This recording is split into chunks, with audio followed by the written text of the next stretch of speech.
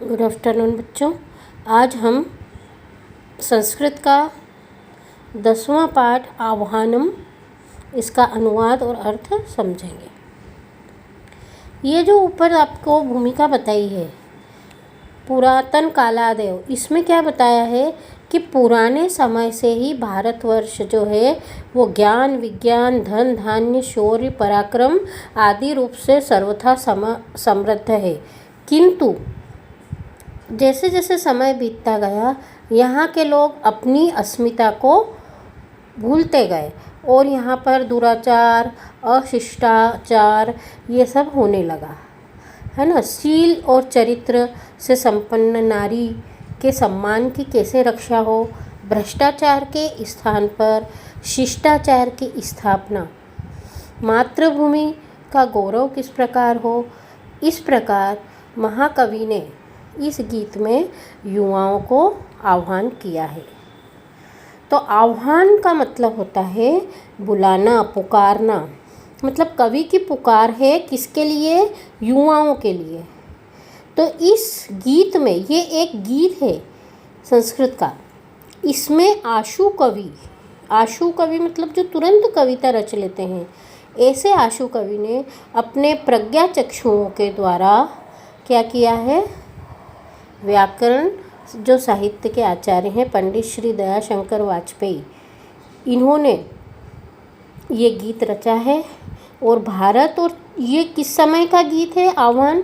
जब भारत और चीन देश के बीच में युद्ध उत्पन्न हुआ और रणभूमि में जाकर इन्होंने सैनिकों के साथ प्रत्यक्ष चर्चा की और ये गीत लिखा। मतलब ये एक प्रकार का ऐसा गीत है जो सच में उन्होंने, कवि ने वहीं पर रचा है जहाँ पे कि सैनिक थे और भारत और चीन के मध्य युद्ध कर रहे थे, वहीं पर उन्होंने आह्वान करते हुए ये गीत लिखा है। तो इसे हमें क्या मानना पड़ेगा कि ये केवल गीत नहीं है, बल्कि ये कवि की वास्तविक हृदय की पुकार है। तो इसमें आपको समझ में आ गया क्या आह्वान किया है युवाओं से कि तुम अपने देश की रक्षा करो, तुम अपने देश की अस्मिता को पहचानो और उसका गौरव बढ़ाओ। ठीक है। आपको एक बात और बता दूं मैं कि इस पाठ के पीछे शब्दार्थ, एक एक चीज़ के शब्दार्थ आपको दिए हुए हैं, आपको इसका अर्थ समझना है और कॉपी में लिखना है। युवान एष वह परीक्षणस्य काल आगतः। हे युवाओं, यह तुम्हारा परीक्षा का समय आ गया है। हिमालयस्य रक्षणे समुद्यतः स्थ सर्वतः। हिमालय की रक्षा में सब ओर से समुद्यत मतलब तत्पर तुम रहो। अयम सखा, यह सखा, सखा कौन है? हिमालय। हिमालय एक सखा मित्र की तरह है। पुरातनो अस्य भारतस्य विद्यते, यह भारत का पुराना सखा है, क्योंकि हिमालय हमारी रक्षा करता है। स्वकर्मणि प्रवर्तितुं कदापि नैव खिद्यते।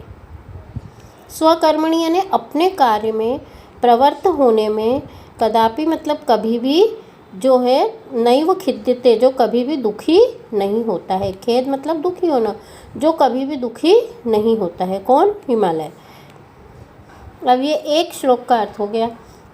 अखर्व गर्व वृत्ति न अरिणा अत्र येन वीक्षितम। येन मतलब जिसके द्वारा, जिस हिमालय के द्वारा क्या? वीक्षितम मतलब देखा गया। क्या देखा गया? अखर्व गर्व मतलब बड़े ही घमंडी, अखर्व मतलब बहुत अधिक, गर्व मतलब घमंड से, वृत्ति मतलब आचरण करने वाले, वृत्ति ना अरिणा, अरि मतलब शत्रु होता है, तो यहाँ पे हमको संधि विच्छेद करना पड़ेगा। बड़े घमंडी आचरण करने वाले शत्रुओं के द्वारा देखा गया है। सहे क्षणेन तत् क्षणन्तु तत् क्षीरः क्षितौ धृतम्। तो तुम क्या करो कि सह एक्ष्णेन मतलब देखने के साथ ही, तत् क्षणन्तु तत् क्षीरः उनके सिर को, क्षणन्तु मतलब गिरा दो, क्षितौ धृतम् और धरती पर वो पड़ा हुआ जो उनका सिर है वो तुम दिखा दो। मतलब तुम उन शत्रुओं को देखने के साथ ही उनका सिर धरती पर गिरा दो। यथा क्षमावशा वयम तथैव रोषपूरिताः। और कवि क्या आह्वान कर रहे हैं कि तुम उनको दिखा दो कि हम जैसे क्षमावश, मतलब जैसे हम क्षमाशील हैं, हम लोगों को क्षमा कर देते हैं, तथैव रोषपूरिताः, वैसे ही हम क्या हैं, रोषपूरित, वैसे ही हमको गुस्सा भी आता है, उतने ही हम गुस्सा भी करके और संहार भी कर सकते हैं। यथैव शील संस्कृता तथा प्रसिद्ध शूरता। जैसे हम शील संस्कृत हैं, मतलब जैसे हम अपने व्यवहार में संस्कार रखते हैं, वैसे ही हम प्रसिद्ध शूरता, मतलब वैसे ही हम शूर बहादुर भी हैं, मतलब हम लोगों से डरने वाले नहीं हैं। हमारे व्यवहार में भले ही संस्कार हैं, परंतु हम लोगों से डरने वाले नहीं हैं। पुरातनम स्वपौरुषम स्मरन्तु वीर बंधवः। तो हे वीर बंधु, यहाँ पे कवि आह्वान कर रहा है कि तुम अपने पुराने पौरुष, अपनी पराक्रम का, हमारा जो प्राचीन पुरातन पराक्रम है उसका तुम स्मरण करो। अशेषतां प्रयान्तु शत्रवो अद्य पाप सिंधवः। पाप सिंधु, पाप के समुद्र के समान इतने अधिक पाप करने वाले शत्रु, अद्य मतलब आज, अशेषता मतलब जो शेष नहीं बचे, ऐसी तरह प्रयान्तु मतलब चले जाएं, समाप्ति की ओर चले जाएं। निज प्रवंचना फलम, प्रवंचना मतलब ठगना, धोखा देना, वो अपनी प्रवंचना का फल समाप्नुवन्तु ते द्रुतम, ते मतलब वे, द्रुतम मतलब जल्दी ही, अपने प्रवंचना का फल प्राप्त करें। उन्होंने जो हमें धोखा दिया है उसका फल वो जल्दी से प्राप्त करें। ये दूसरे श्लोक का अर्थ हो गया। यथा विहाय कूटनीतिम आचरन्तु ते अद्भुतम।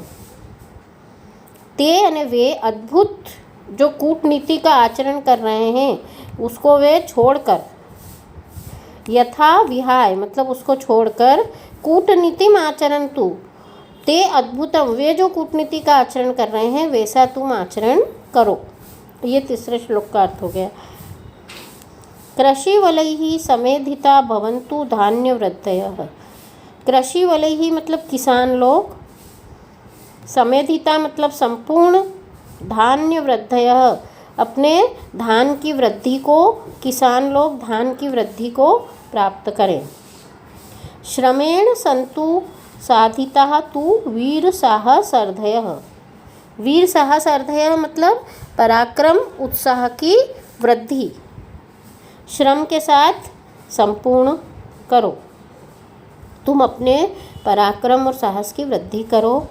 किसान लोग धन धान्य से परिपूर्ण करें अपने देश को। स्मरन्तु पूर्व पुरुषैः जगत्सु यत यशो अर्जितम। यत मतलब जो हमने यश अर्जित किया है, हमारे पूर्व पुरुष, हमारे जो पूर्वज हैं, उन्होंने भारत को क्या बनाया था, सोने की चिड़िया। और भारत देश कैसा था, विश्वगुरु था। तो जो उन्होंने यश अर्जित किया था उसका तुम स्मरण करो संसार में, कि हम भी ऐसा ही कार्य करें जिससे हमारा देश फिर से वैसा ही हो जाए। समस्त दिक्षु विश्रुतम, समस्त दिशाओं में, दिक्षु मतलब दिशाओं में, विश्रुतम मतलब सुना गया, तद अद्य यावत ऊर्जितम, जो समस्त दिशाओं में गूंज रहा है वही आज भी हम तेजस्वितापूर्ण बने। ठीक है, ये चौथे श्लोक का अर्थ पूरा हो गया।